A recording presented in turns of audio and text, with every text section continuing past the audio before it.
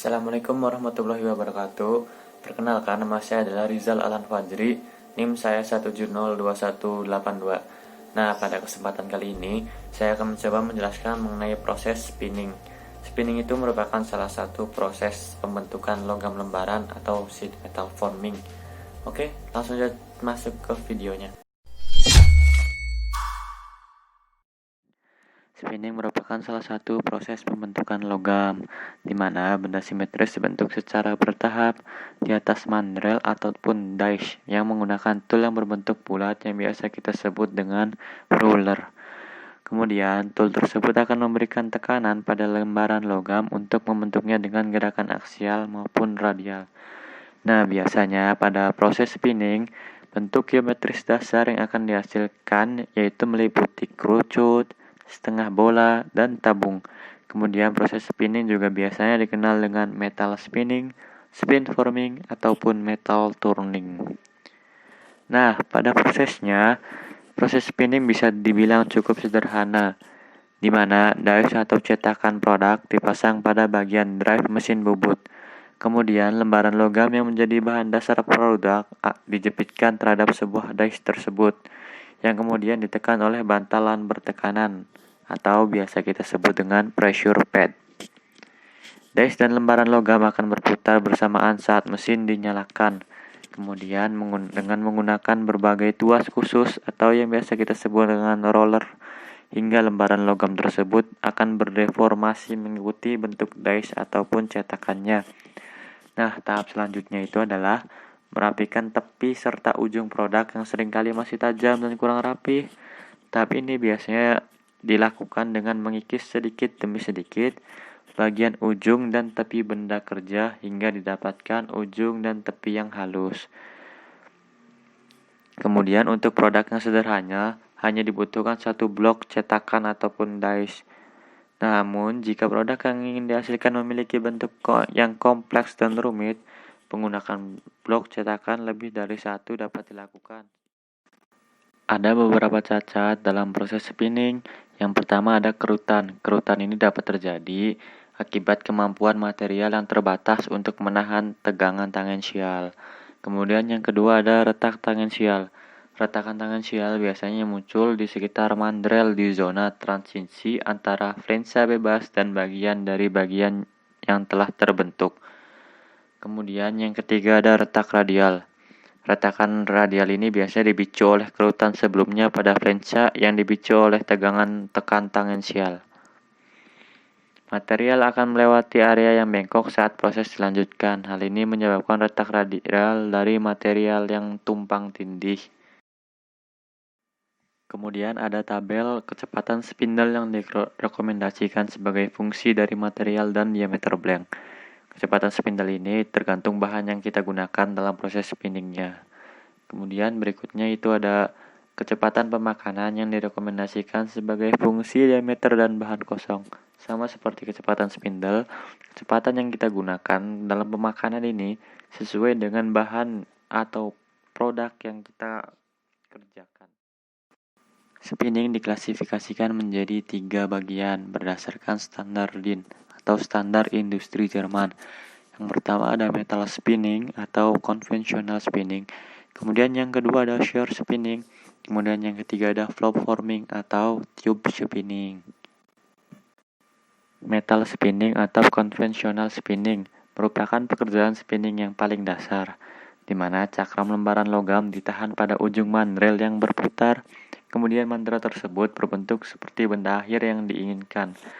Tool atau rule yang berfungsi mendeformasi logam terhadap mandrel.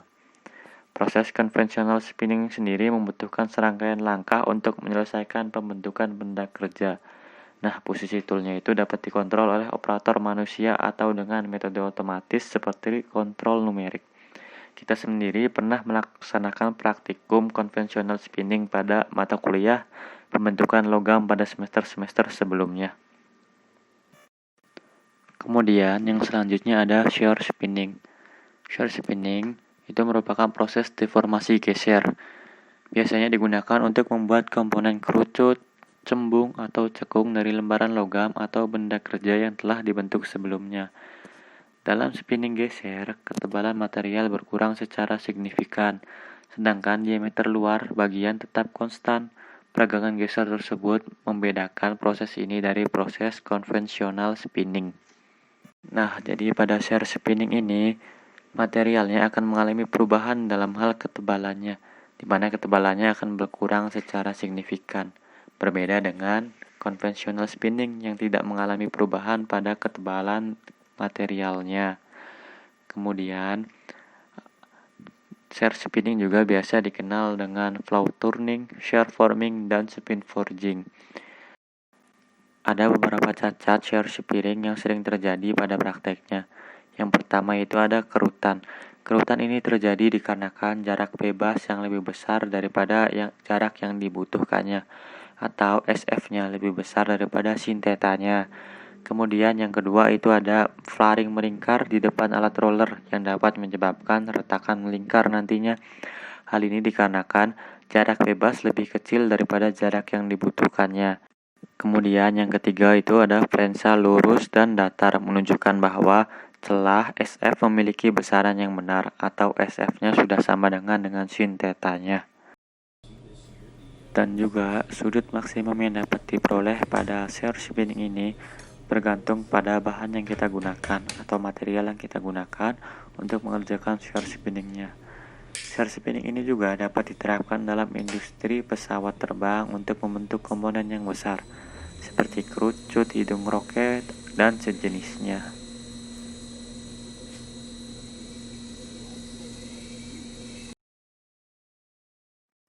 Kemudian yang ketiga itu ada tube spinning atau flow forming. Flow forming adalah proses pembentukan untuk mengurangi ketebalan dinding dan menambah panjang tabung untuk mendapatkan benda dengan bagian simetris aksial dengan presisi tinggi dan kualitas permukaan serta regangan hingga 90% dengan menggunakan roller yang diaplikasikan pada benda kerja yang terpasang pada mandrel. Nah, pada flow forming ini memungkinkan untuk pembuatan roda gigi. Kemudian, tube spinning atau flow forming ini mirip dengan shear spinning. Hanya perbedaannya adalah benda kerja awal yang berupa tabung, bukan cakram atau lembaran logam datar seperti shear spinning. Kemudian, pada tube spinning dapat dilakukan dengan menerapkan roll pada benda kerja secara eksternal, di mana menggunakan mandrel silindris pada bagian dalam benda kerja, atau secara internal, yaitu menggunakan die pada permukaan benda luar kerja. Selain itu, sangat mungkin untuk membentuk profil di dinding silinder dengan mengendalikan jalur roll saat bergerak secara tangensial di sepanjang dinding benda kerja. Nah, di sini terlihat penyiapan mesin untuk pembentukan aliran maju dan aliran mundur. Dalam pembentukan aliran mundur, panjang bagian yang terbentuk tidak dibatasi oleh panjang mandrel. Kemudian ada alat roll untuk flow forming. Desain roller tool adalah salah satu parameter terpenting dalam pembentukan aliran dan memengaruhi kualitas komponen yang dapat dicapai. Seperti pada gambar berikut, menunjukkan 5 desain alat dengan perbedaan karakteristik putaran alat penggulung.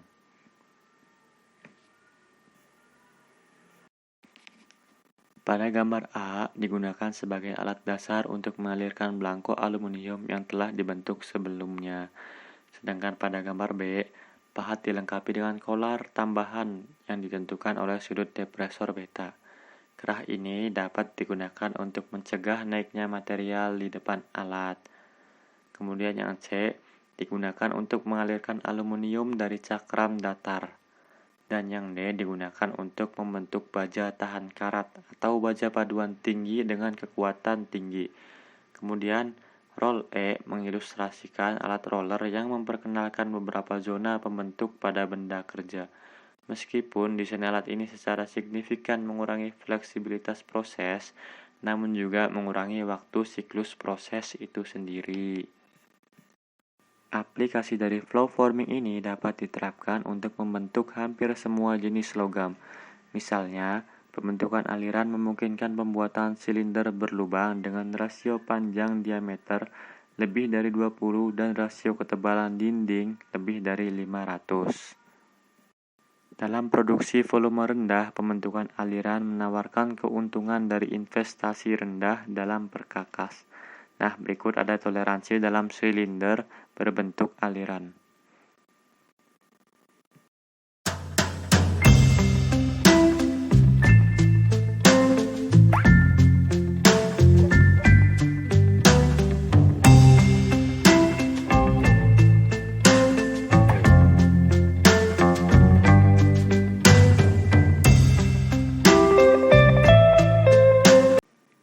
Setelah membahas proses dan definisi spinning, selanjutnya masuk ke material yang digunakan pada proses spinning.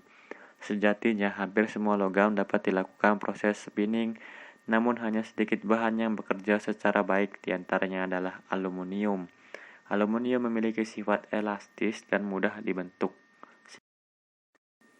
Dan yang berikutnya ada baja karbon rendah, dan beberapa logam lainnya yang dapat dilakukan proses spinning adalah titanium, magnesium, perak, emas, dan lain-lain. Namun, logam-logam tersebut membutuhkan perlakuan yang khusus untuk menghindari gagal produksi, sehingga material yang dapat direkomendasikan untuk mengalami proses spinning ini adalah material logam yang elastis seperti aluminium, baja karbon, tembaga, dan baja tahan karat, serta stainless. Desain alat tipe roll yang berbeda dapat digunakan dalam spinning logam, seperti alat A dan C digunakan untuk membuat bagian dengan memutar dari belangko datar. Desain B digunakan untuk necking, yaitu pengurangan diameter bagian. Untuk meratakan permukaan suatu bagian, diperlukan roller datar seperti tipe D. Desain roller tipe E diterapkan dalam proses shear spinning. Kemudian tipe F dapat digunakan untuk memproses kombinasi spinning geser dan pembentukan aliran atau flow forming. Diketahui bahwa radius pembulatan yang lebih besar R dari pahat meningkatkan rasio spinning beta.